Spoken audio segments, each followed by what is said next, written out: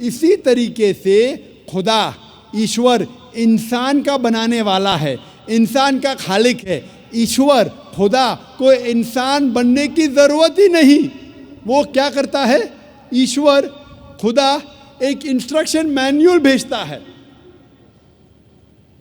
इंसान को किस तरीके से ज़िंदगी बसर करना चाहिए, क्या चीज़ उसके लिए हलाल है, क्या चीज़ उसके लिए जायज़ है, क्या चीज़ उसके लिए हराम है, किस चीज़ की ममानियत है। उसे इंसान बनने की ज़रूरत नहीं, वो भेजता है इंस्ट्रक्शन मैन्युअल। और इंसानों का आखिरी इंस्ट्रक्शन मैन्युअल, इंसान को अगर कहेंगे कि मशीन, वो सबसे बेहतरीन मशीन है। उसके लिए इंस्ट्रक्शन मैन्युअल की बहुत ज़रूरत है। जितनी कॉम्प्लिकेटेड मशीन, जितनी पेचीदा मशीन है, उतनी ज़रूरत है इंस्ट्रक्शन मैन्युअल की।